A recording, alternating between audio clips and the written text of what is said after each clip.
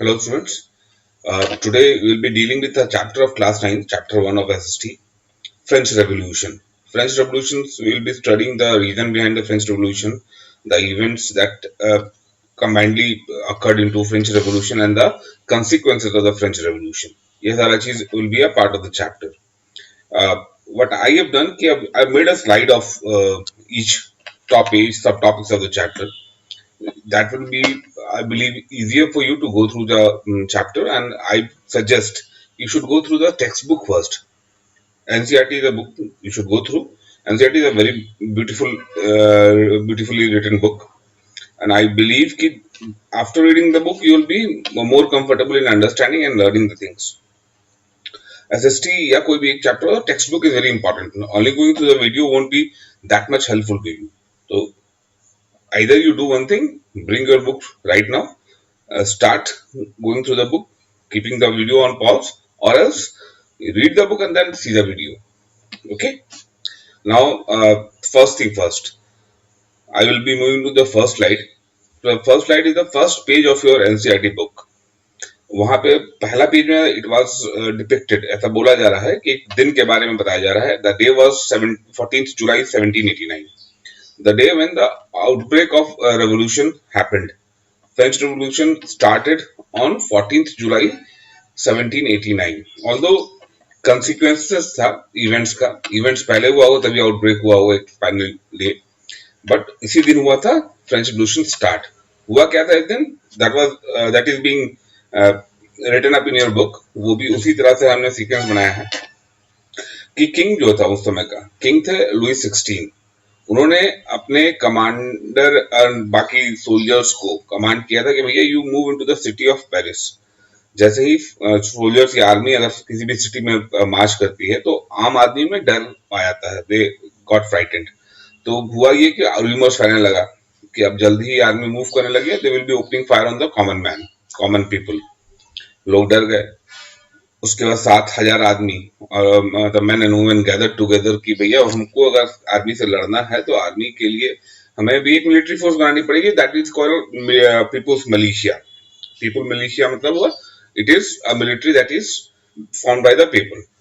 अगर मान लो मिलिट्री बन भी गई आर्मी की तरफ तो आदमी मतलब आम आदमियों के पास आर्म्स एंड एम्युनिशन होते नहीं है इन जनरल. अब उनको चाहिए था आर्म्स एंड एम्युनिशन अगर लड़ना है आर्मी से. तो उन्होंने क्या किया कि उसमें से जो 7,000 आदमी मिले तो उसमें 700 आदमी ने फाइनली डिसाइड किया कि will be attacking, will be fighting. तो उन्होंने क्या किया कि उन्होंने गवर्नमेंट बिल्डिंग्स को अटैक किया ताकि आर्म्स और एम्युनिशन मिल पाए. इसी दौरान they attacked and demolish fortress prison of Bastille, जो वहां का मतलब उस सिटी का बहुत बड़ा जेल था, प्रिजन था. वहां पे उन्होंने अटैक किया, आर्म्स छीने, वहां पे जो लोग थे तैनात उनसे लड़ाई हुई. उस लड़ाई के दौरान जो कमांडर था बैस्ली का वो मारा गया और लोगों ने वहां के जो प्रिजनर थे उस जेल के उनको रिलीज करवा दिया. Although prisoner were very less, मतलब 7 प्रिजनर्स वे देयर, बट उनको भी रिलीज इसलिए कराया गया ताकि वो रिवोल्ट था और people were not happy with the king. तो उनके जो भी सिंबल था, सिंबॉलिक था उनके पावर का, उस पावर को वो चाह रहे थे कि उसको उसके अगेंस्ट जाएं. तो उन्होंने छुड़वाया. फिर क्या हुआ कि पेरिस में जब राइट शुरू हुआ, लड़ाई शुरू हुई, तो धीरे धीरे वो चीज आग की तरह फैलती है पूरे बाहर वाले राज्यों में. तो पूरे फ्रांस में वो फैल गया लड़ाई. ये था तुम्हारा पहला पेज.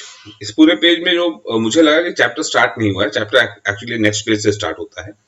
इस पेज में जो सबसे इंपॉर्टेंट पॉइंट है जो आपको याद रखना चाहिए in terms with the view of being कि क्वेश्चन जो आ सकता है, वो एक वर्ड है डिस्पोटिक पावर. तो ये पॉइंट याद रखना कि Bastille was hated as it was a symbol of the despotic power of the king. इसलिए तो ये पूछा जाएगा कि डेस्पोटिक पावर का सिंबल किसको माना जाता था. तो बैस्ले को माना जाता था. एनसीईआरटी एनटीएससी वाले क्वेश्चंस में आ सकता है. ठीक है. इसके बाद वाले स्लाइड में will be discussing the certain चीजें जो आदमी या जो चीज था जो रीजन बना, वन ऑफ द रीजंस बना फ्रेंच रेवोल्यूशन का. तो उसमें क्या था, सबसे पहले जो रीजन बनेगा वो तो राजा खुद बनेगा. तो राजा was the king was Louis 16. वो एक राजा था जो ऑकवर्ड था, क्लमजी मैन था. who had a good heart but unable to relate with the people on the personal level, मतलब कि आम आदमी से रिलेट नहीं कर पाता। इसका मतलब ये नहीं कि जरूरी कि हर आदमी से मिलना है। उनका जो पॉलिसी, जो डिसीजन हो, आम आदमी को लगे कि भैया उनके बारे में सोचा जा रहा है। क्योंकि जो कोई भी कंट्री में एक कॉमन आदमी ही टैक्स देता है, जिससे कंट्री का मेजर काम चलता है। तो टैक्स देने वाला आम आदमी, और वो देखेंगे जो सबसे ज्यादा टैक्स देता था, सबसे ज्यादा दुखी था फ्रांस में, वो आगे हम लोग पढ़ेंगे। तो वो था एक रीजन की जब राजा को ही नापसंद करने लगे आम आदमी, तो होना रिवोल्ट स्वाभाविक है। उनकी पत्नी थी मैरी एंटोनेटी, एक फ्रेंच नेम है, it might be pronounce something different, जो वेरी अनपॉपुलर थी in in amongst the common people. वो जिस पैलेस में रहते थे, उस पैलेस को बोला जाता है palace of Versailles. It was a huge palace जिसमें बहुत पैसा खर्च होता है किसी भी मतलब आलीशान बिल्डिंग को मेंटेन करने में। If you can think of any building in India और अब्रॉड, या कोई बड़े होटल को देख लो, तो उसको मेंटेन करने में एक ह्यूज कॉस्ट आता है। वही सही कुछ कॉस्ट था इसमें भी। उसके अलावा भी था कि जिस एक्स्ट्रावेगेंट वे में राजा लोग रहते थे, आम आदमी को लगता था कि हमारा जो लाइफस्टाइल है वो इतना खराब है और राजा लोग बहुत ज्यादा पैसा बर्बाद कर रहे हैं अपने लाइफस्टाइल में। ये सब रीजन था। तो इसी तरह शुरू हुआ कहानी। इसके बाद जो हम लोग पढ़ेंगे कि शुरुआत क्या हुआ, what are the some of the reasons क्या था कि जब लुईस 16 बने राजा। लुईस 16 जो किस फैमिली को बिलोंग करते थे, बॉर्डमन फैमिली को, ठीक है। He ascended the throne of France. जब वो थ्रोन ऑफ फ्रांस असेंड किए, मतलब जो राजा राजगद्दी उनको मिली, तो ही वाज ओनली 20 इयर्स। और उस समय क्या था हालात कि फ्रांस का जो माली इनकम था, मतलब the treasury of France was bankrupt. Reason क्या था उसका बैंकरप्ट होने का? ह्यूज लड़ाई लड़ा था, 7 साल की लड़ाई। किसी भी लड़ाई लड़ने में, आर्मी को मेंटेन करने में बहुत खर्च होता है, और इन्होंने 7 साल ब्रिटिश से लड़ाई की थी। उसमें क्या हुआ था, दे टुक लोन्स फ्रॉम वेरियस कंट्रीज, अलग अलग जगह से, जो काफी ज्यादा, जिसका जो इंटरेस्ट रेट था वही बहुत था। इसके अलावा अमेरिका का जो अमेरिकन रेवोल्यूशन हुआ था, उसमें भी फ्रांस ने सपोर्ट किया था, उसमें भी खर्च हुआ होगा। जैसे मैंने एक पॉइंट पिछले स्लाइड में बताया था कि पैलेस ऑफ वर्सली था, उसको मेंटेन करना, उस पर खर्च होता था काफी सारा। तो वो भी एक रीजन था कि जब कॉस्ट बहुत ज्यादा लग रहा है किसी जगह पे, आम आदमी का जीवन खराब है, तो लोग दुखी होते हैं, ठीक है। अब एक चीज याद रखना कि ओल्ड रिजीम के नाम से जाना जाता था। ओल्ड रिजीम वो था जब तक रिवोल्ट ऑफ फ्रांस नहीं हुआ था, द फ्रेंच रेवोल्यूशन नहीं हुआ था। तो 1789 तक जो फ्रांस का जो पीरियड है, टाइम पीरियड, को कहा जाता है ओल्ड रिजीम। तो ओल्ड रिजीम का जो सोशल स्ट्रक्चर था, जो सोसाइटी का स्ट्रक्चर था, वो हम लोग डिस्कस करेंगे। क्योंकि कॉमन आदमी दुखी है, और कॉमन आदमी दुखी है, इसका मतलब कहीं ना कहीं बहुत सारा चीज होगा, स्ट्रक्चरल डिफरेंस होगा सोसाइटी का। जो हम लोग स्लाइड्स में पढ़े कि पैसा क्यों नहीं था, क्यों खाली था खजाना राज का, ये रीजन था। तो नेक्स्ट स्लाइड हम लोग आते हैं। नेक्स्ट स्लाइड में क्या था ना कि जो अगर आप देख लोगे फ्रेंच सोसाइटी को, तो फ्रेंच सोसाइटी बेसिकली 3 कैटेगरी में बटा हुआ था पूरा सोसाइटी। इसमें 3 तरह के जनसमूह थे। पहला जनसमूह था क्लर्गी। क्लर्गी वो लोग हुआ करते थे जो चर्च का काम करते थे या चर्च के रिलेटेड सर्विसेज में थे, वो सबसे टॉप मोस्ट पोजिशन पे थे। उसमें उनके नीचे आता था नोबेलिटी। नोबेलिटी एक तरह का आदमी है जो नोबल फैमिली को मिलता है या ऑनररी पोस्ट मिला हुआ है। तो group of people belonging to the noble class in the country, specially with hereditary, यानी कि जन्म से राजघराने में हो, या उनको ऑनररी पोस्ट मिला हुआ, तो वो हो गए सेकेंड क्लास में, जिसको बोलते हैं नोबेलिटी। थर्ड स्टेट होता था जो सबसे बड़ा स्टेट था, जो सबसे दुखी स्टेट था, वो था थर्ड स्टेट कॉमन आदमी का, जिसमें पीजेंट थे, मतलब किसान, आर्टिसियन, कारगार, small businessman, urban workers, peasants, doctors, teachers, लोग थे, सबको इन्वॉल्व थे उसमें। उनको थर्ड स्टेट बोला जाता था। होता यह था कि पहला दो जो स्टेट था, या जो पहला दो ग्रुप था सोसाइटी का, क्लर्गी और नोबेलिटी, उनको टैक्स नहीं देना पड़ता था, वो टैक्स लेते थे। जो सबसे ज्यादा टैक्स देना पड़ता था और जो सारा टैक्स देते थे, वो थर्ड स्टेट के पीपल थे। तो इसमें हमने लिखा है कि legally first 2 states enjoyed many privileges, particularly in exemptions from most taxation। ये एक मेजर पार्ट था जो आपको याद रखना पड़ेगा कि उनको प्रिविलेज मिला हुआ था कि दे डोंट हैव टू पे टैक्स। द टाइम एक सोसाइटी में एक तरह के आदमी को टैक्स नहीं देना पड़े और एक ही आदमी को टैक्स देना पड़े तो वो दुखी हो जाता है, और वही रीजन था, one of the major reasons कि लोग दुखी थे। ठीक है, तो इस स्लाइड में हम लोग पढ़ेंगे जो मैं डिस्कस कर रहे थे हम लोग कि तीन स्टेट में बटा हुआ था सोशल स्टेट्स जो था, सोसाइटी जो तीन स्टेट में बटा हुआ था फ्रांस में। पहला था क्लर्की, दूसरा नोबिलिटी, थर्ड स्टेट था। तो टैक्स जो होता था ना वो मेजोरिटी थर्ड स्टेट को ही पे करता था। जैसे हमने पढ़ा था कि फर्स्ट स्टेट और सेकेंड स्टेट जो है वो प्रिविलेज मिला हुआ था उनको, दे डोंट हैव टू पे टैक्सेस। तो टैक्स लगता था थर्ड स्टेट से। थर्ड स्टेट को क्या होता था, दिक्कत क्या थी, उनको उनको सारा टैक्स उनको देना पड़ता था।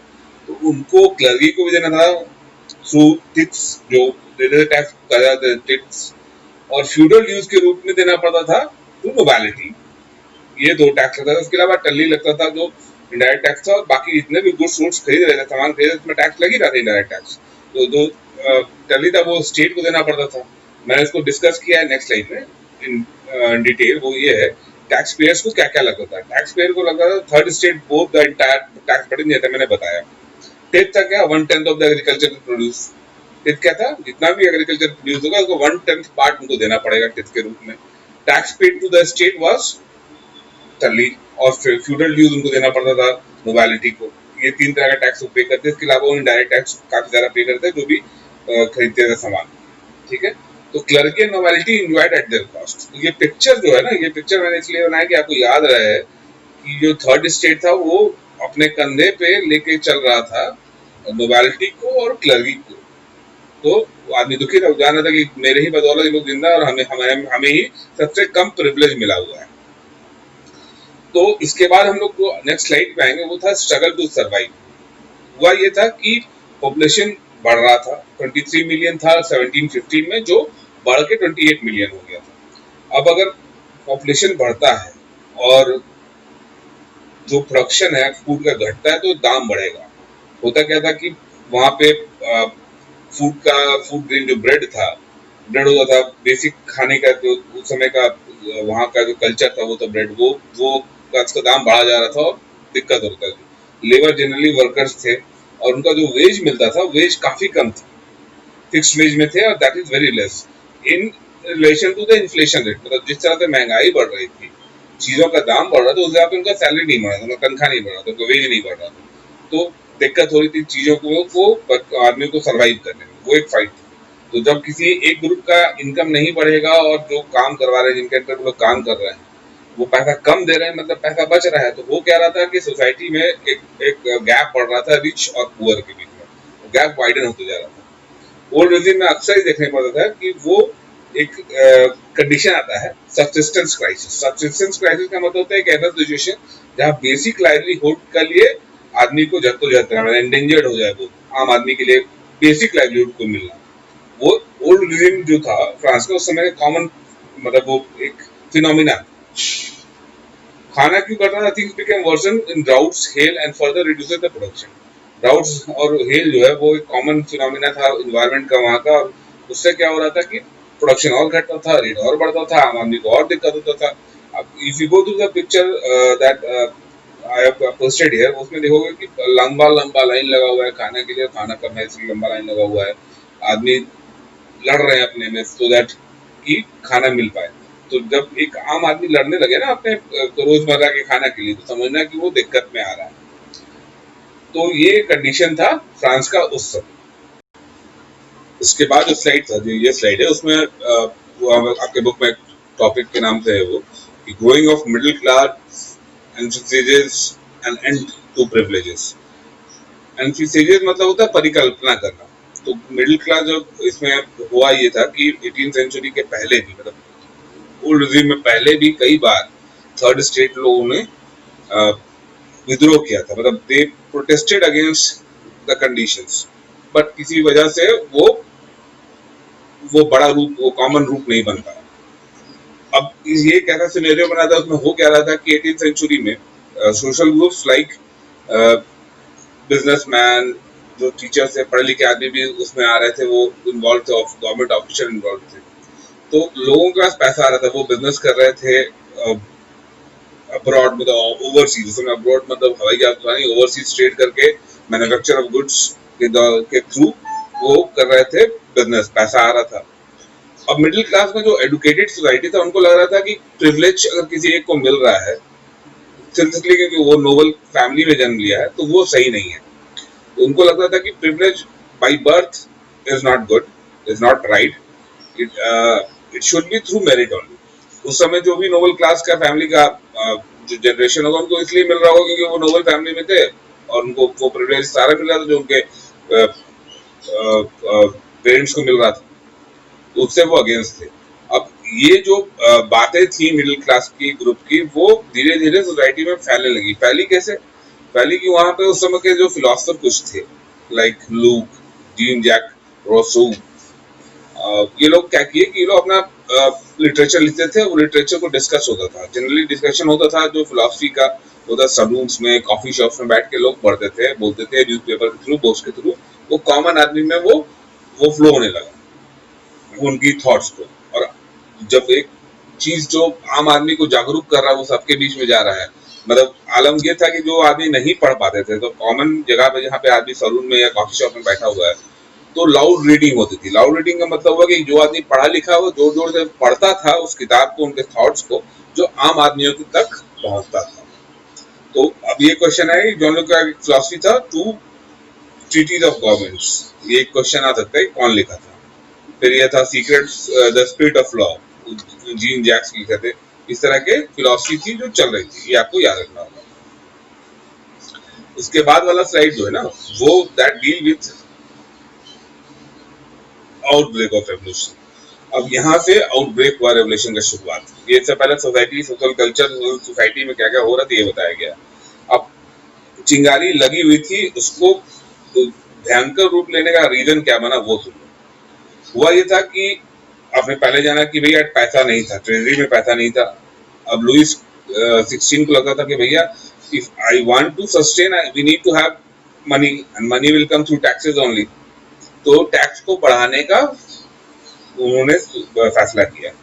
ओल्ड रिजिम में ये कल्चर था, ये प्रथा थी कि एक कोई मोनार्क जो है, जो किंग है, he can not increase tax. Tax बढ़ाने के लिए उनको एक जनरल स्टेट का मीटिंग करना पड़ता था। अब जनरल स्टेट के मीटिंग में होता क्या था? जनरल स्टेट के मीटिंग में होता था कि तीनों सोसाइटी के जो स्टेट थे, ESTA स्टेट, उनको पार्टिसिपेशन मिलता था। तो एक है जनरल स्टेट जनरल। क्या होता है? State general is a political body in which all three states send their representative, जहाँ पे हर तीनों स्टेट के आदमी जो है ना अपने रिप्रेजेंटेटिव को भेजते थे।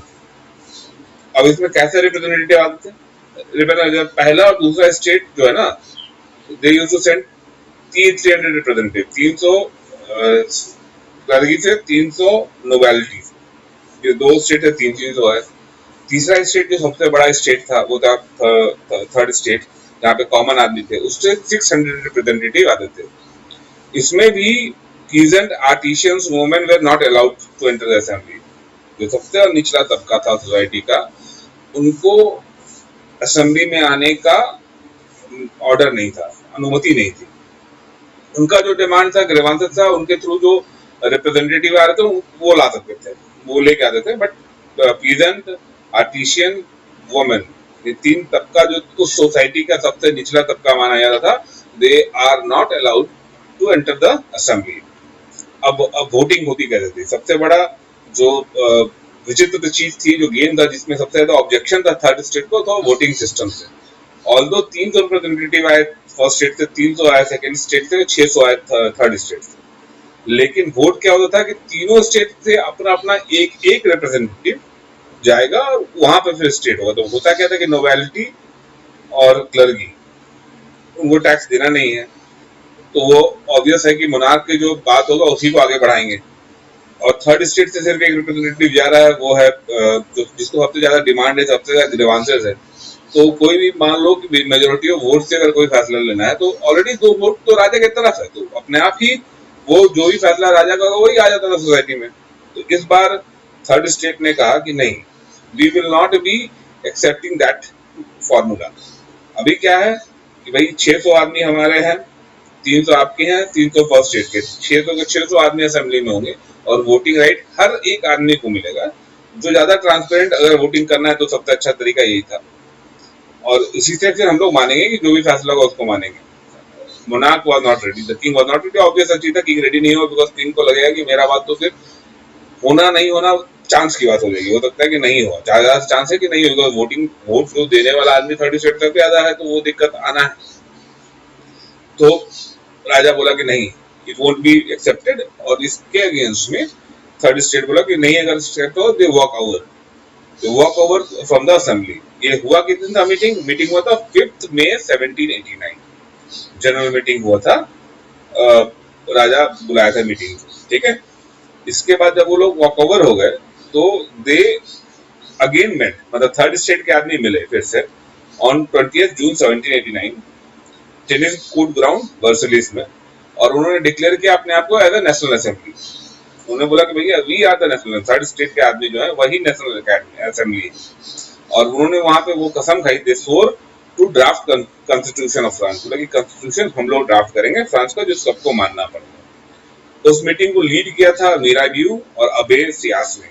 मिराबियू although was from noble family, but somehow वो थर्ड स्टेट में आकर के मिलकर इनके आइडियोलॉजी को फॉलो करते थे, इन आइडियोलॉजी को मानते थे, इसलिए शायद इनके साथ आ गए थे। उस दिन उन्होंने बहुत बढ़िया भाषण भी दिया, he gave a very good speech.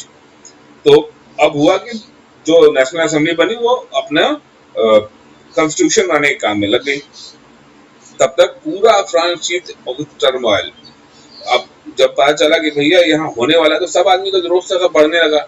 अब क्या हुआ, उसी दौरान था कि उस साल एकदम सीवियर विंटर पड़ा। तो जब भी हेल स्टॉर्म विंटर सीवियर पड़ेगा तो production of food will be less. Production of food will be less, तो आम आदमी जो सबसे कॉमन आदमी को खाने में दिक्कत होगी, भूखमरी हो जाएगी। तो वो सिचुएशन राउट या मतलब विंटर एक्सट्रीम हो जाए तो भी खाना पैदावार कम होगा, कॉस्ट ज्यादा होगा, जो हमने पहले बताया था। आम आदमी का वेज कम था, वो खा नहीं पाएगा, he can not by the food. तो वो आया। तो जब ये लुई 16 देखा कि अब सिचुएशन हमारे कंट्रोल से बाहर, जो दिन हुआ, जो मतलब पहला पेज में हम लोग पढ़े थे, आदमी रिवोल्ट किया, बास्ले को अटैक किया। उसके बाद ये हुआ कि अब हमारे सिचुएशन हमारे हाथ से बाहर है।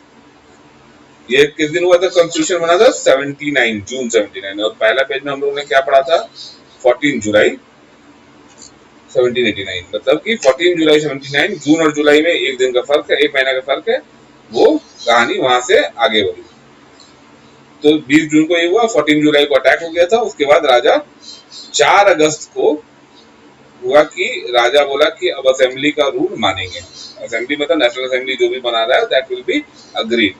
तो क्या हुआ, जब राजा तैयार हो गया तो क्या क्या नियम असेंबली लाया वो समझ लो कि abolition of feudal dues, feudal taxes जो लगता था उनको देना पड़ता था नोबिलिटी को, वो अबॉलिश हो गया।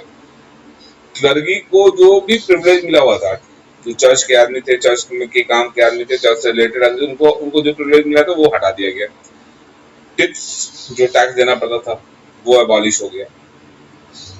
लैंड जो ओन किया था, क्योंकि उस समय क्या था, फ्यूडल सिस्टम था, तो जो ऊपर का आदमी था उनका लैंड था, वही आदमी थर्ड स्टेट का आदमी काम करवाते थे। 90% जो थर्ड स्टेट का आदमी था वो पीजेंट था, जिसके 60% आदमी के पास जमीन नहीं था। तो वो जमीन चर्च के हाथों से लिया गया, ठीक है। चर्च के हाथ में जो जमीन था वो सीज किया गया गवर्नमेंट से। गवर्नमेंट उस समय नेशनल असेंबली बन गई थी। As a result government acquired asset worth 2 billion livres. Livres एक उस समय का करेंसी हुआ करता था, ठीक है। तो लीवर्स के नाम पे उन्होंने, लीवर्स के तौर पे उन्होंने 2 बिलियन लीवर्स का वर्थ का एसेट्स जो है ना, उन्होंने कब्जा किया फ्रॉम चर्च, ठीक है। ये था इसमें। अब इसके आगे हम लोग पढ़ेंगे कि फ्रांस बिकम कॉन्स्टिट्यूशनल मोनार्की। तो हम लोग चलते हैं अपने नेक्स्ट सब टॉपिक पे, फ्रांस बिकम कॉन्स्टिट्यूशनल मोनार्की। इसका मतलब क्या हुआ कि फ्रांस अब कॉन्स्टिट्यूशनल मोनार्की है। मतलब ऐसा है कि एक कॉन्स्टिट्यूशन बन गया है जहां मोनार्की है, मतलब राजा है, but the power of monarchy is limited by the constitution, ठीक है। ये हुआ मतलब इसका। अब national assembly drafted the constitution 1791। तो मेन ऑब्जेक्ट क्या था कॉन्स्टिट्यूशन ड्राफ्ट करने का? To limit the power of the monarchy, to keep the monarchy under the control of the constitution. ठीक है, तो these power instead of concentrated being concentrated in one hand, पहले क्या था कि राजा के हाथ में ही सारा पावर था। अब क्या क्या किया है कि राजा के हाथ से निकाल करके डिफरेंट कॉन्स्टिट्यूशनल इंस्टीट्यूशंस को ये पावर दिया गया, जिसमें जुडिशियरी आएगी, जिसमें एग्जीक्यूटिव्स आएंगे, जिसमें लेजिस्लेचर आएगा। ठीक है, ये अब सिस्टम बन गया।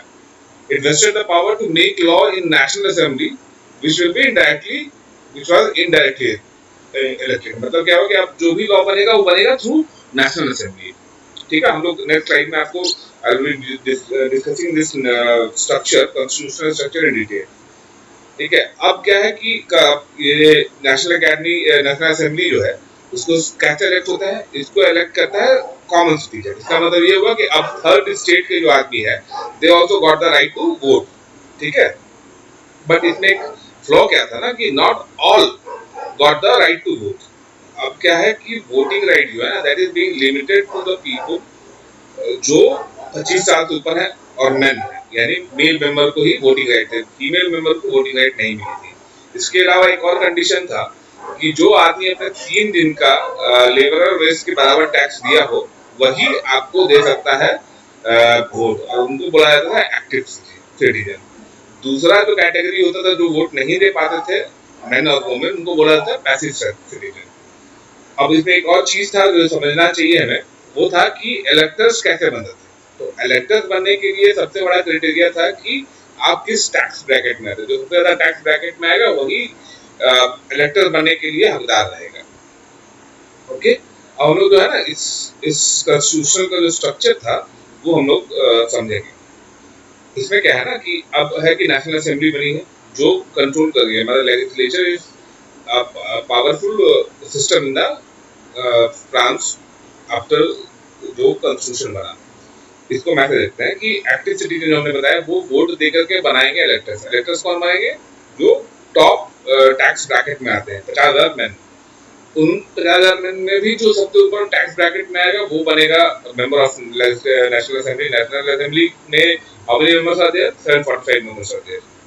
अब ये जो नेशनल असेंबली है दैट कंट्रोल्स किंग को भी कंट्रोल कर रही है, और इसी नेशनल अकेडमी से कुछ आदमी बनेंगे मिनिस्टर बिकॉज पोर्टफोलियो बनता है, कुछ स्पेशल पोर्टफोलियो, जैसे अभी हम लोग के समय में कैबिनेट मिनिस्टर्स बनते हैं, मिनिस्टर बनते हैं, जो कभी कोई एग्रीकल्चर देख रहा है, कोई डिफेंस देख रहा है, कोई कुछ देख रहा है, इस टाइप से बनेंगे। इसमें एक चीज था कि राजा को एक पावर दिया गया था, वीटो पावर का, मतलब वो किसी भी डिसीजन में हाँ या ना बोल सकता था, ऑल्दो जो मेजर कंट्रोल था वो नेशनल असेंबली का था। ठीक है, अब इसी में से जुडिशियरी को पूरा पूरी अलग कर दिया गया था। जुडिशियरी जो है ना वो जो है आपका एक एक्टिव सिटीजन अलग से कैटेगरी जो जुडिशियरी को चुनता था। ठीक है, ये क्लियर है? ये आपका हो गया वो कॉन्स्टिट्यूशनल मोनार्की है, जो कॉन्स्टिट्यूशन ना उसका स्ट्रक्चर। ठीक है, अब उसमें एक चीज और था जो हम लोग पढ़े थे कि जो कॉन्स्टिट्यूशन था ना वो स्टार्ट होता विद द डिक्लेरेशन की right of man and citizen. मतलब वहां पर भी जो मेजर फैक्टर्स था कॉन्स्टिट्यूशन का वुमेन का था। वो सबसे बड़ा फ्लॉ कॉन्स्टिट्यूशन का था कि women were not considered very much that constitution. उसमें एक चीज लिखा होता कि नेशनल इनएलिजिबल राइट मिला हुआ था, मतलब certain rights like right to live, जो आदमी पैदा हुआ है, जिंदा है, उसको जीवन जीने का है, ये अधिकार आपको जन्म से मिला और ये आप कोई आपसे छीन नहीं सकता, कोई ले नहीं सकता है। ठीक है, नेक्स्ट स्लाइड में हम लोग पढ़ेंगे कि कैसे राजा के मन में क्या चल रहा था, राजा क्या एक्सेप्ट कर रहा था कि नहीं कर रहा था, ये सारा चीज हम लोग अपने नेक्स्ट स्लाइड में पढ़ने वाले हैं। नेक्स्ट स्लाइड जो है वो करेगा